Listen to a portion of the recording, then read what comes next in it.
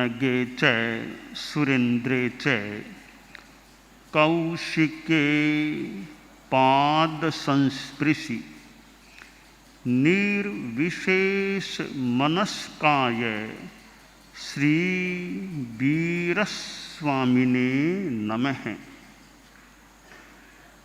भगवती सूत्र में कहा गया है, जीवाणं भन्ते किं चेय कड़ा कम्मा कज्जन्ति अचेय कड़ा कम्मा कज्जन्ति।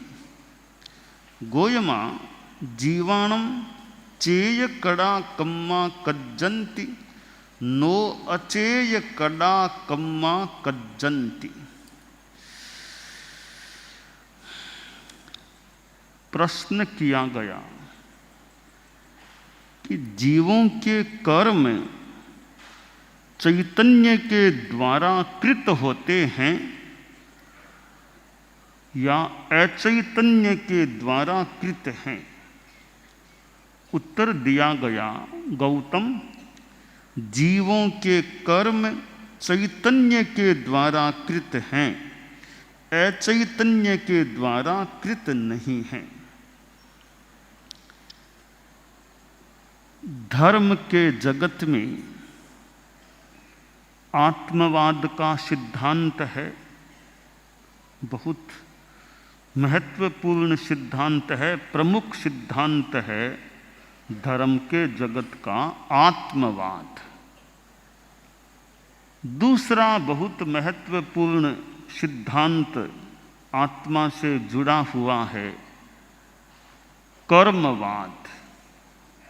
आत्मवाद और कर्मवाद, ये धर्म के दो स्तंभ हैं, महत्वपूर्ण सिद्धांत हैं। जितना भी यह अध्यात्म का जगत है, अध्यात्म की साधना है, वह मुख्यतया आत्मवाद पर आधारित है, ऐसा प्रतीत हो रहा है। आत्मा है तो अध्यात्म की साधना का, धर्म की साधना का विशेष महत्व है।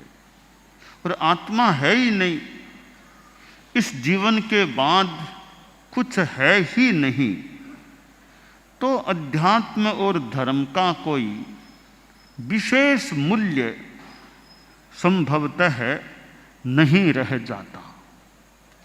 आत्मा है, वह शाश्वत है, यहाँ है और आगे भी हमेशा रहने वाली है। तो फिर प्रश्न होता है कि आत्मा जब स्थायी मान लेते हैं, शाश्वत मान लेते हैं, तो वह सुख में रहे, वह निर्मल रहे, उसके लिए क्या करें? आत्मा की सुख शांति की स्थिति और आत्मा की निर्मलता की स्थिति कैसे प्राप्त हो? इस कैसे प्राप्त हो प्रश्न का उत्तर अध्यात्मवाद है, धर्मवाद है, धर्म है। प्राणी चाहता है कि मैं सुखी रहूं, मैं दुखी न बनूं, मैं दुखी न बनूं, मैं सुखी रहूं। तब एक चिंतन का विषय बनता है कि मुझे कौन सा सुख चाहिए। खाने से भी सुख मिल सकता है और कुछ आकर्षक चीजें देख लें तो सुख मिल जाए, अच्छे अच्छे कोई शब्द सुन लें, अच्छे अच्छे गाने, फिल्म के गाने, ऐसी कुछ चीजें सुने, अच्छा सुख मिलेगा। अच्छी सुगंध, इत्र आदि का सेवन करें, सुख मिल जाएगा। और स्पर्शजन्य सुख भी स्पर्श से प्राप्त किए जा सकते हैं, यह भी सुख तो है, एक प्रकार का सुख है। परंतु फिर एक चिंतन का विषय बनता है कि मुझे स्थायी सुख चाहिए या अस्थायी सुख चाहिए। आपको कहीं जॉब करना है, नौकरी करनी है, किसी को कहीं रहना है, तो यह भी एक प्रश्न कि मेरी नौकरी परमानेंट है टेम्परेरी है। टेम्परेरी नौकरी मिली आज और कुछ समय बाद निकाल देंगे, जाओ जाओ, तो मेरा भविष्य में क्या होगा? तो मुझे परमानेंट नौकरी मिल जाए, धीरे धीरे पेमेंट में कुछ वृद्धि होती रहे, ऐसी नौकरी मुझे प्राप्त हो, ऐसी नियुक्ति मिले तो मेरा भविष्य कुछ चिंता मुक्त रह सकता है। तो स्थायी नौकरी मिले, इसी प्रकार आदमी के लिए चिंतन का विषय बनता है कि मुझे सुख जो मिले वो स्थायी मिले या अस्थायी मिले। सुख दो प्रकार का हो जाता है, एक अस्थायी सुख और दूसरा स्थायी सुख। खाने से जो सुख मिलेगा वह थोड़ी देर का सुख मिल सकेगा, मुंह में लिया, थोड़ा स्वाद आ गया, थोड़ी देर सुख रह गया, फिर वो सुख तो गायब हो गया। सुनने से जो, यानी फिल्मी गाने आदि आदि सुनने से सुख मिलेगा, ठीक है, थोड़ी देर मिल गया, बाद में क्या होगा? यानी इंद्रियों के विषयों से जो सुख मिलता है वह अस्थायी होता है। तो प्रश्न है, मुझे तो वैसा सुख चाहिए जो स्थायी परमानेंट हो, परम शांति और परमानेंट शांति हो। वह सुख कैसे मिले? उस सुख पाने का मार्ग है वो अध्यात्म का मार्ग है, वो धर्म का मार्ग है। पदार्थों से मिलने वाला सुख तात्कालिक, क्षणिक, अशाश्वत, अनित्य होता है, और धर्म के द्वारा जो परम सुख मिल जाएगा वो परमानेंट हो सकेगा। जो आगम भगवती में भी कहा गया, जे निर्जिन्ने से सुहे, कर्म की निर्जरा होने से जो मिलेगा वो सुख होगा, और वो भीतरी सुख, आंतरिक सुख, आत्मिक सुख हो सकेगा, और वह आगे जाकर वो फिर परमानेंट भी हो सकता है। पदार्थों से हमें तात्कालिक सुविधा कह दें, सुख कह दें, वो मिल सकता है, और धर्म से स्थायी सुख मिल सकता है। यूं भी कह सकते हैं, धन से तात्कालिक सुख मिल सकता है और धर्म से सार्वकालिक सुख प्राप्त हो सकता है। पदार्थों से सुविधा मिल सकती है और धर्म की, अध्यात्म की साधना से निर्जरा जन्य या आत्मिक सुख प्राप्त हो सकता है। और जिन पदार्थों के द्वारा हम सुख पाना चाहते हैं, कभी कभी वे पदार्थ दुख के कारण भी बन सकते हैं। अब आदमी सोचे कि बढ़िया खाऊं, वो खाऊं, अच्छा लगेगा, स्वाद आएगा। यह स्वाद का जो सुख है वो तात्कालिक है, फिर वो पदार्थ दुख के कारण भी बन सकेंगे। कैसे? आप मान लो कहीं प्रीति भोज में भोजन के लिए गए हैं, 3, 4, 5, 6 आपके साथी भी भोजन में साथ में बैठे हैं और खाना खा रहे हैं, बहुत खुशी से, आमोद से खा रहे हैं। मनोज्ञ पदार्थ हैं, मिठाइयाँ आदि आदि चीज़ें हैं, नमकीन चीज़ें भी हैं, आप खूब रुचि से स्वाद ले करके खा रहे हैं। खा तो लिया, बहुत खा लिया, बहुत रुचि थी, अच्छे मनोज्ञ पदार्थ थे, डट कर के खा लिया। एक बार तो आपको मानो स्वाद का सुख मिल गया, 2-3 घंटा बीते, आपके पेट में गड़बड़ हो गई। अब तकलीफ हो रही है, कुछ दर्द भी हो रहा है, बार बार जाने की अपेक्षा हो रही है। अब यह तकलीफ क्यों हुई? जिन पदार्थों से आपने सुख भोगने की चेष्टा की, वो पदार्थ अब आपके दुख के भी कष्ट के भी कारण बन गए। तो ये पदार्थ हैं जिनसे हम सुख पाने का प्रयास यानी आदमी कर लेता है, फिर वे दुख के भी कारण बन सकते हैं। जह किंपाग फलानम परिणामो न सुंदरो एवं भुत्तान भोगानम परिणामो न सुंदरो, कि किंपाक फल खाए बहुत अच्छा लगे, बाद में कष्टकारी, विनाशकारी, कष्टकारी।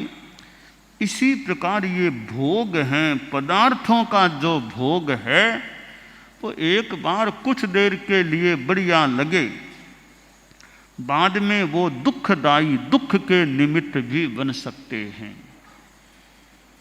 ये क्षणमित्त सुखा बहुकाल दुखा पगाम दुखा अनिगाम सुखा संसार मुखस्य विपक्ष भूया खाणी अनत्थान उ काम भोगा। आगम में कहा गया कि ये भोग हैं, काम भोग, पदार्थ जन्य जो सुख हैं, क्षणमित्त सुखा, क्षण मात्र थोड़ी देर सुख देने वाले हैं, बहुत काल के लिए फिर दुख देने वाले बन सकते हैं। अब खाना आपने खाया, मनोज्ञ पदार्थ जो भोज में खाए थे, मान लो आधा घंटा 20 मिनट आपको लगे होंगे खाना खाते खाते, तो 20 मिनट आधा घंटा आपको सुख मिल गया। अब बाद में पेट में गड़बड़ हो गई, कितने घंटों तक आपको परेशानी झेलनी पड़ी, बार बार जाना पड़ा, पेट में दर्द होता रहा, डॉक्टर को दिखाना पड़ा, कितनी समस्या हुई। तो थोड़ी देर का सुख है, कितनी देर का फिर कष्ट हो सकता है। तो क्षणमित्त सुखा बहुकाल दुखा, थोड़ी देर क्षण मात्र सुख देने वाले हैं और बहुत काल दुख देने वाले। पगाम दुखा अनिगाम सुखा, ज्यादा दुख देने वाले, थोड़ा सुख देने वाले हैं। संसार मुखस्य विपक्ष भूया, संसार से मुक्ति, जन्म मरण से मुक्ति के ये विपक्ष में हैं, प्रतिपक्ष में हैं काम भोग। खानी अनत्थान, अनर्थों की खान होते हैं काम भोग। तो ये तात्कालिक सुख पदार्थों से मिल सकते हैं, बाद में दुख के कारण भी बन सकते हैं। जो अध्यात्म से, धर्म से मिलने वाला सुख है वो परम और परमान, वो परम हो सकेगा, स्थायी सुख हो सकेगा। तो यह है अध्यात्मवाद, धर्मवाद है, वो दुख मुक्ति का उपाय है। यह आत्मिक सुख, पवित्र सुख जे निर्जिन्ने से सुहे, वह आध्यात्मिक सुख प्रदान करने वाला होता है। तो यह आत्मवाद और कर्मवाद धर्म का सिद्धांत है। तो हमें आत्मवाद को, आत्मा स्थायी है, आत्मा पुनर्जन्म भी लेती है संसारी अवस्था में, और आत्मा मोक्ष को भी प्राप्त हो सकती है, हो जाती है, जिसके योग है। और मोक्ष प्राप्त हो जाने के बाद फिर किसी भी प्रकार का दुख नहीं होता, संपूर्णतया सार्वकालिक आत्मिक सुख प्राप्त हो जाता है। यह अध्यात्मवाद का परिणाम है कि आत्मा को शाश्वत सुखों की प्राप्ति हो जाती है। कर्मवाद आत्मा से जुड़ा हुआ यह कर्म तत्व है, पुद्गल है। आदमी जैसा आचरण करता है उसके अनुसार कर्मों का बंधन हो जाता है और फिर कर्म का फल भी भोगने को मिलता है। जैसा कर्म किया वैसा फल भोगना होता है। हम सोचते हैं उसने मुझे दुख दे दिया, उसने ऐसा कर दिया, उसने ऐसा कर दिया। यह चिंतन है वो व्यावहारिक चिंतन तो हो सकता कि उसने मेरा ऐसा कर दिया, उसने मेरा अनिष्ट कर दिया, उसने मुझे संकट में डाल दिया। ये ऊपरी या व्यावहारिक चिंतन के स्तर पर तो बात व्यवहार में ठीक मान लें, पर हम निश्चय में और गहराई में जाएं तो यह फलित या यह बात प्रतीत होती है कि उसने तुम्हारा कुछ नहीं बिगाड़ा, तुम्हारे कर्मों ने ही तुम्हारा बिगाड़ किया है। तुम्हारे कर्म तुम्हें दुख दे रहे हैं, वो तो निमित्त भले मिल जाए, बाकी तुम्हारे कर्म तुम्हें दुख देने वाले हैं। अपने पुण्य अपने पाप, पुण्य का उदय होता है तो प्राणी को बाह्य सुख सुविधाएं मिल जाती हैं। पाप का उदय होता है तो आदमी दुख प्राप्त कर लेता है, कष्टापतित हो जाता है। तो पुण्य कर्मों का अपना प्रभाव है और पाप का अपना प्रभाव है। तो भगवती सूत्र में प्रश्न किया गया है यहाँ पर कि जीवों के जो ये कर्म हैं वो चैतन्यकृत हैं या अचैतन्य द्वारा कृत हैं। उत्तर दिया गया कि कर्म चैतन्यकृत होते हैं। कर्म का कर्ता कौन है? हमें जो सुख दुख देने वाले कर्म हैं, बंधते हैं, उन कर्मों का कर्ता कौन है? इस प्रश्न पर अनेक मंतव्य हैं, अनेक विचार हैं। दार्शनिक जगत में भी विचार हैं। सांख्य दर्शन के अनुसार कर्म का कर्ता प्रकृति है, वही बद्ध और मुक्त होती है। सांख्य दर्शन में पुरुष और प्रकृति दो बताए गए हैं। जो पुरुष बद्ध और मुक्त नहीं होता, प्रकृति ही बद्ध और मुक्त होती है, ऐसा बताया गया है। यहाँ भगवती सूत्र में कहा गया है कि कर्म तो चैतन्यकृत है, आत्मा खुद कर्म करती है। तो एक प्रश्न होता है कि क्या शुद्ध आत्मा कर्म करती है? मोक्ष में जो शुद्ध सिद्ध आत्माएं हैं, क्या वे कर्म करती हैं? कि नहीं, वे तो कर्म नहीं करती, वे कर्मों का बंधन नहीं करती। और शुद्ध सिद्ध की बात तो दूर, संसारी अवस्था में भी 14वें गुणस्थान में जो आत्माएं हैं वे भी संसारी हैं अभी तक, वे भी कर्म का बंधन नहीं करती। अबंधो योगी, अबंधः अयोगी, अयोगी केवली गुणस्थान में जो स्थित है, 14वें गुणस्थान में जो स्थित है, वह आत्मा अबंध है। वो नए सिरे से कोई बंधन नहीं करती है। तो सिद्धों की तो बात ही दूर, संसारी आत्मा भी 14वें गुणस्थान में कर्म का बंधन नहीं करती। अब जो सिद्ध आत्माएं हैं वे तो कर्म का बंधन करती नहीं हैं। कर्म का बंधन करती हैं तो संसारी आत्माएं ही करती हैं। अब यहाँ एक बात है, थोड़ी सी गहरी बात की तरफ मैं ले जाना चाहूँगा कि भगवती सूत्र में जो कहा गया है चेयकड़ा कम्मा कज्जंती, कि चैतन्यकृत कर्म होते हैं। तो ठीक है, चैतन्यकृत तो हैं, परंतु चैतन्य के साथ पुद्गल हैं, कर्म हैं, वो ही आत्मा कर्म का बंधन करती है। शुद्ध आत्मा तो बंधन करती नहीं। जो कर्म बांधती है वो ही आत्मा बांधती है जिस आत्मा के साथ पहले से कर्म बंधे हुए हैं। वो बंधी हुई आत्मा ही बंधन को प्राप्त करती है। मुक्त आत्मा कभी बंधन को प्राप्त नहीं करती। बंधे हुए को ही और बंधना होता है, बंधती है तो आत्मा। मुक्त आत्मा कभी बंधती नहीं है।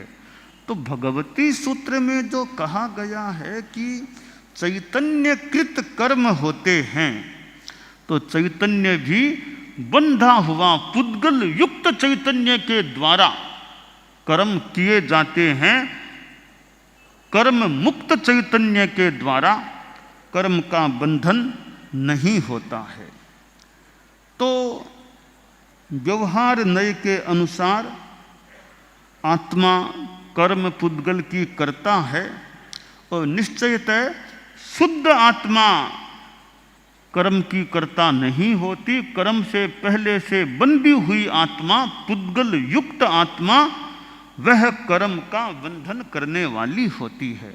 यह भी कोई एक गहरा प्रश्न उठ सकता है कि आत्मा तो अमूर्त है, वो मूर्त कर्मों का बंधन कैसे कर सकती है? इसका भी यही उत्तर है कि अमूर्त, शुद्ध अमूर्त आत्मा कभी बंधन नहीं करती। कथनचित जो आत्मा मूर्त है, कर्मों से युक्त है, इसलिए एक अपेक्षा से उस अवस्था में आत्मा मूर्त है, तो मूर्त आत्मा ही कर्म पुद्गलों का बंधन करती है।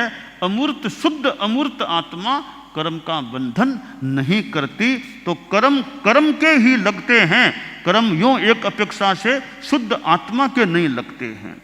तो भगवती सूत्र में जो यहाँ कहा गया है कि चेय कड़ा कम्मा कज्जन्ति, अचेय कड़ा कम्मा नो अचेय कड़ा कम्मा कज्जन्ति, चैतन्य कृत कर्म होते हैं। कोई यह कहे कि और ईश्वर है, वो सुख दुख देने वाला है, ठीक है, एक विचार हो सकता है। जैन दर्शन कहता है भी और कोई नहीं, खुद की आत्मा ही सुख दुख देने वाली है। एक संस्कृत में बात आती है कि ईश्वरवाद है, वो सामान्यतया जैन दर्शन को ईश्वरवाद, ईश्वर सुख दुख देने वाला, वो मान्य नहीं है।